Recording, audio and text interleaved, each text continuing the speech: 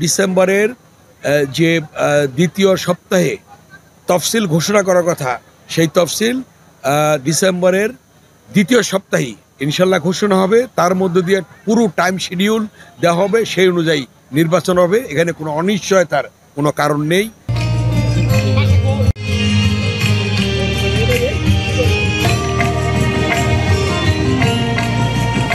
আজকের অনুষ্ঠানের শুভ উদ্বোধন ঘোষণা করবেন আজকের অনুষ্ঠানের সম্মানিত প্রধান অতিথি নব্বই গণপত্রের মহানায়ক ডাকসুর সাবেক বিপি সংগঠনের সম্পাদক মত বিনিময় সভা রেখেছি। আগেই আমরা আমাদের প্রাণপ্রিয় নেত্রী বিএনপির চেয়ারপারসন, তিনবারের প্রধানমন্ত্রী দেশনেত্রী বেগম খালেদা জিয়ার জন্যে দোয়া মাহফিল হয়েছে, সেটা আপনারা দেখেছেন।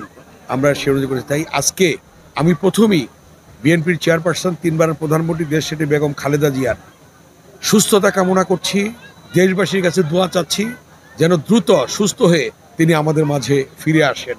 আপনারাও দোয়া করবেন। আপনাদের মাধ্যমে সারা দেশবাসীকে জানাতে চাই যে দেশনেত্রী বেগম খালেদা জিয়া এদেশের গণতন্ত্রের জন্যে, এদেশের মানুষের জন্যে, উন্নয়নের জন্যে নিজের জীবনকে বিলিয়ে দিয়েছিলেন। সেই দেশনেত্রী বেগম খালেদা জিয়া আজকে শারীরিকভাবে খুবই অসুস্থ। আপনারা জানেন তার উপর নির্যাতন হয়েছিল, নিপীড়ন হয়েছিল, অত্যাচার হয়েছিল, তার উপর জুলুম হয়েছিল, মিথ্যা মামলায় তাকে সাজা দেওয়া হয়েছিল। সেই সাজায় আপনারা দেখেছেন জেলখানায় তাকে স্লো পয়জনের মধ্য দিয়ে অসুস্থ করে ফেলেছিল। আজকে দেশটির বেগম খালেদা জিয়া তারই ধারাবাহিকতায় আজকে অসুস্থ হয়ে পড়েছেন। আজকে প্রধান নির্বাচন কমিশনার গতকাল ঘোষণা করেছেন যে ডিসেম্বরের দ্বিতীয় সপ্তাহে তফসিল ঘোষণা হবে। এ নিয়ে কোনো ধরনের কোনো বিতর্ক নেই, এ নিয়ে কোনো শঙ্কা নেই, এ নিয়ে কোনো অনিশ্চয়তা নেই। এবং ডিসেম্বরের যে দ্বিতীয় সপ্তাহে তফসিল ঘোষণা করার কথা, সেই তফসিল ডিসেম্বরের দ্বিতীয় সপ্তাহেই ইনশাল্লাহ ঘোষণা হবে। তার মধ্য দিয়ে পুরো টাইম শিডিউল দেওয়া হবে, সেই অনুযায়ী নির্বাচন হবে। এখানে কোনো অনিশ্চয়তার কোনো কারণ নেই।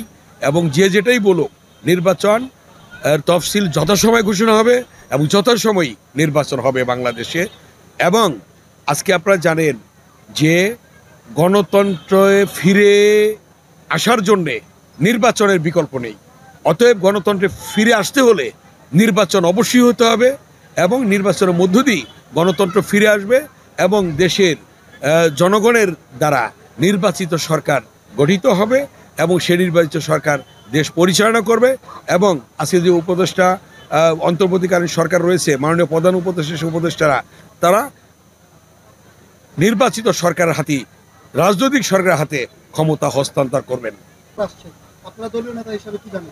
আপনারা জানেন তিনি দীর্ঘ 17 বছর নির্বাসনে ছিলেন এবং রাজনৈতিক আশ্রয়ে ছিলেন।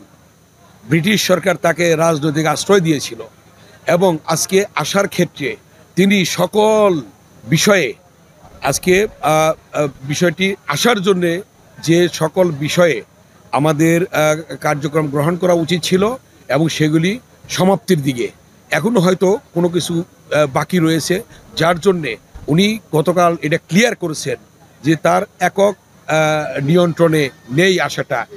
এবং সরকারের পক্ষ থেকে বলা হয়েছে, অন্তর্বর্তীকালীন সরকারের পক্ষ থেকে, যে তা আসাতে কোনো বাধা নেই, আসাতেও বাধা নেই এবং তিনি তার কাজগুলি শেষ করেই তিনি ইনশাল্লাহ আসবেন বাংলাদেশে এবং তিনি এসে বাংলাদেশের নির্বাচনের নেতৃত্ব দেবেন, বিএনপির নেতৃত্ব দেবেন এবং এই নির্বাচনের প্রচার কার্যে তিনি সশরীরে ইনশাল্লাহ অংশগ্রহণ করবেন। Thank you.